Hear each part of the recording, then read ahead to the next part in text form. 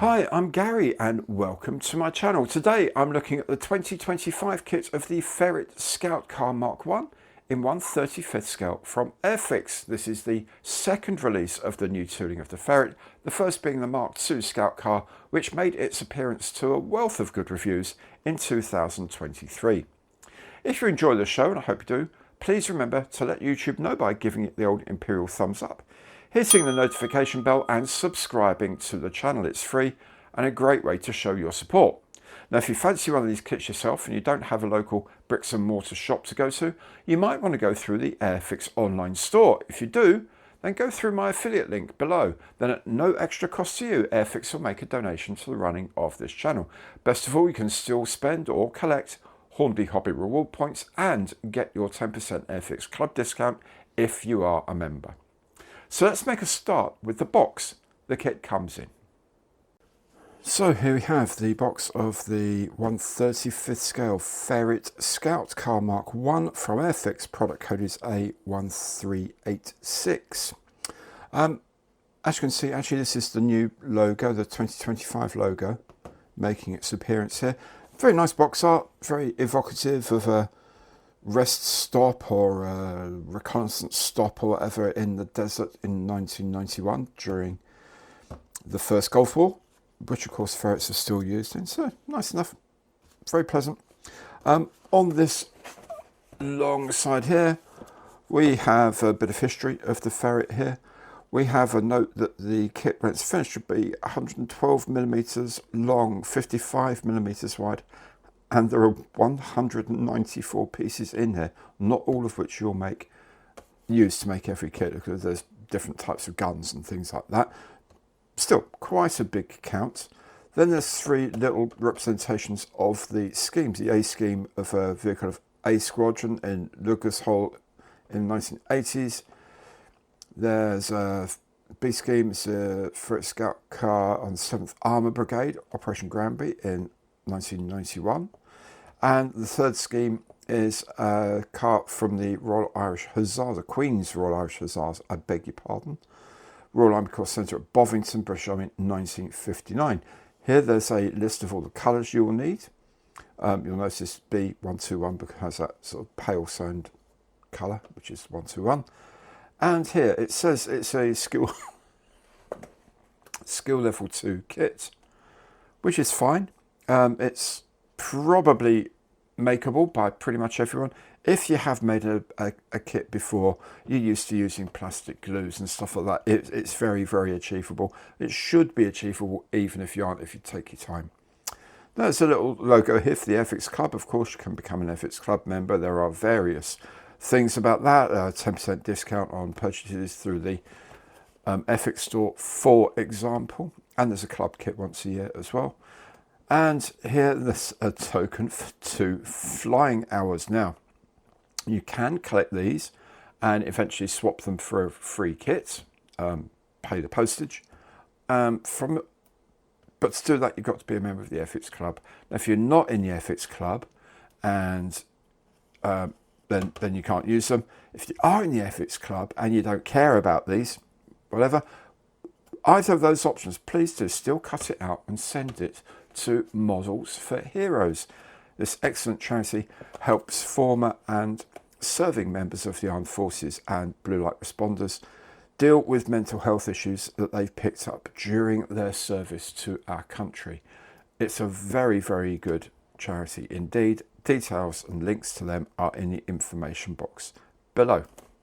Okay, let's have a look then and see what we get inside the box. As usual for AIRFIX, it's a top loading box. It comes off thus, and inside we have a bag of parts, one bag for all the green plastic in this case, and a separate bag inside for the transparent parts. That's the way AIRFIX work things. There's the instruction leaflet here, of course. There we go. And there's a small sheet of decals as well. Let's have a look at all these different bits and pieces in a bit more detail. So here we go. Frame A consists mainly of the parts of the structure of the tub, so the hull of the vehicle, bottom of the vehicle here, side pieces and bits of turrets and things like that, a few doors and whatever, but mainly the hull of the vehicle. Frame B has some of the interior parts, radios and cover. That's probably an engine cover or something like that. Steering wheel, some chairs, some more windows and doors for the vehicle as well. Frame C has, as you can see, the wheels and the suspension parts for the vehicle as well. So pretty much all the suspension parts are on this one frame. Frame D is essentially the smaller parts. So they've got the fenders here for over the wheels, but then things like jerry cans and smoke grenade launchers, towing hooks and eyes and things like that. And there's a bit more of a jerry can. Headlamps, bits and pieces like that. All the ancillaries on the outside, essentially.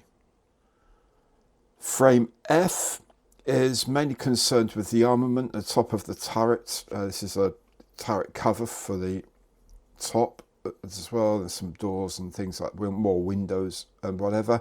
And here you have the three options of the weapons, the old model Bren, the new model Bren, and the Browning. And then very mounts and things like that for them. Frame G, it's just the clear frame, and as you can see, essentially these are just like 8 covers, lens covers for lamps and lights, driving lights, spotlights, things like that. There's nothing else glass on the whole vehicle. Having a close look at the mouldings and the plastic itself, so they're fine, they're good, but I don't know, I just feel, I don't know whether it's the colour or whether it's the actual plastic they've used, but it just feels it hasn't got that final little bit of sharpness. You know, when, maybe you do, maybe you don't, when you're sort of using a cooking knife, there's a difference between when it's sharp and when it's properly sharp. It's the tiniest amount of difference, but it makes all the difference to the way you can prepare your food. And it's the same with model making sometimes. You know, these feel good, but just not absolutely crisp. Now, I don't know why that is. I don't know if it's the design. I don't know if it's the, as I say, the plastic. See, these bits are fine. And, you know, I'm never going to notice a lot of this because that's going to be tucked up underneath some wheel arch or something. I'll never notice that again. But I notice it when I'm building it. These parts, when you will actually see when they're done. You know, sitting on the mantelpiece and I'm looking at it, I won't notice them. While I'm building it, I do notice them. And you just feel they just haven't got that final touch of sharpness. So maybe I'm being very, very harsh here. And unfairly so. I probably am. But I don't know. They look grand. You know, I have no complaint per se about them. It's just that they don't have that final edge, that final cutting edge. Here's an example, the word water there. You know, it all looks a bit not quite finished in a way. Now again, that could be the plastic they're using. Maybe the plastic doesn't take the mould as well as it should. Maybe a harder plastic would do better. But then, is that plastic usable in these kits? Who are they aiming these kits at? They're probably going to say, oh, we're aiming them at, you know, experienced builders, but also at new builders. So maybe they have the plastic to match. You know, they're not, as I say, they're not awful. I mean, it's no short shots I've come across yet, which is always a good thing. There's not any major bits of flash. In fact, I haven't noticed any flash at all, which is a very good thing. There's some mould marking here and there, but you know, that's why we have the gift of sandpaper. It's just they're not razor sharp, if you know what I mean. It's a very, it's not a criticism, it's just an observation. There's nothing here that will stop it making into a very, very nice kit. It's just, I know there are going to be some people, particularly those who served on them, who will probably think, well, that doesn't look quite up to scratch. But anyway, we'll see. I think the plastic looks okay. The plastic is fine. It says there's, as I say, no short shots. Can't see any flash. A little bit of mould lining, but nothing that can't be got rid of. Generally speaking, very good, but not quite excellent. Here again on the L4 brain gun here, it's actually pretty good. For 1/35th, it's not bad, but there is a very distinct mould line that is going to be such a pain in the backside to have to get rid of. I don't know that you can necessarily avoid that terribly easily, but it's a little bit annoying on a part like that, and to be actually quite prominent. So maybe there's a little bit of an issue with the mod, but the design is nice enough. You know, the piercing around the front handle mount there is not bad at all. That looks pretty good to me. The decal sheet is pretty basic, but then there's not a lot to put on here. There's no instruments for the inside, for the driver's compartment or radio compartment, so I'm guessing they're expecting you're going to dry brush all of the detail for that. Essentially, there's just like 3 number plates, a sort of range of divisional markings, and pretty much that's it. A couple of little bits on the side, and that's essentially the whole thing. There really isn't all that much to put on a ferret. Although if we do take a close look at what you put on a ferret, then it is still actually very, very impressive. The colour, the sharpness of these cartograph decals, absolutely top notch as usual. Because they're cartograph and because they're screen printed, you use individual colours for each screen. So here the green and the blue, for example, are specific colours. They're not made up like a CMYK between cyan, magenta, yellow and black inks with dots of each to make them up there. It is actually a pure green colour that they lay down just for that one patch. This is why cartograph decals are so expensive, but they're very, very sharp. The registration is perfect, and they really do make a kit shine when they go on. The instructions, absolutely standard for AIRFIX these days. Title, scale, reference number, reprise of the size of the vehicle as well, and the fact there are 3 decal schemes. Then a repeat of the information that was on the side of the box, but here it's in English, French, German, Spanish and Swedish. On the inside, there's a page with basic assembly instructions, and there's a dozen languages, and then a dozen languages again for the translation of the icons that are used throughout the kit. Now there's a lot of toing and froing with this, and you do need to know which version you're making before you go too far. So scheme A and C are quite often together, and scheme B tends to be a bit more separate. But every step, do double check which scheme you're making and whether that step applies to it. Okay, this is for the different mounts and machine guns and various things like that that are available. On page 4 here, we start to put the structure together. There's a lot of windows. They can be open or closed. There's a separate page where you can see where they all go. Build up the hull, the interior as well, seats, so on and so forth. Every stage highlighted in red is the thing you've just done. So here, for example, you put this part onto the front of the hull. In the next frame, it appears in red. Likewise, you put this, which is the spare wheel holder, part A5, that goes onto the side here. In the next frame, it's shown in red because that's what you've just done. These can be really useful to double check the fitting, where things actually go. Sometimes you get an arrow and you're not 100% sure where it goes. This will always help you out. This will always make things a lot simpler. Every now and again, there's a little bit in green as well, which are things you have to cut off. But it's essentially pretty straightforward build as far as I can see. You do go through these things wondering, well, when am I going to start spraying the body? And when I will probably get to this sort of stage before putting the wheels on, and then spray the whole thing and take it from there, and then start putting on wheels and accessories and stuff like that in the relevant colours. Again, there's options here. Well, actually, this is for all 3 vehicles. There's smoke grenades that haven't got the big rubber caps on. You can have either.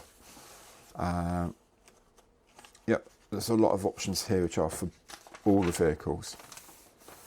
Then you start getting to things like the radio sets.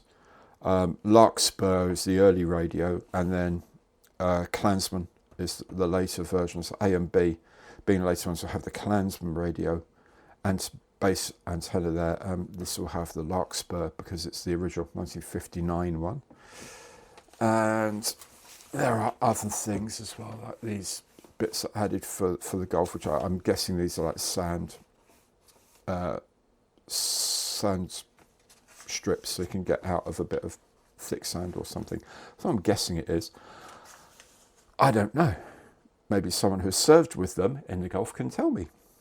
Again, late model headlamps or lights, early model lights, and stuff like that. Front and back again. And then this is the Gulf War version, all the way down here, and then you have the early or late versions. So again, the ACs, A and C did it this way, B did it this way. But there are options which machine gun you want as well, whether it's the Browning or the Bren L4 or the original Bren. There you go, the Bren, the original LMG. And you can have a cartridge collector as well on the Mark IV, or the L4, sorry. Then here it shows the possibilities of open. If you want all the hatches open, this is where they all sit. There's paint callouts for the guns here as well, which is fine. And then we have the schemes of the vehicles themselves. So this is a 1980s vehicle from the British Army.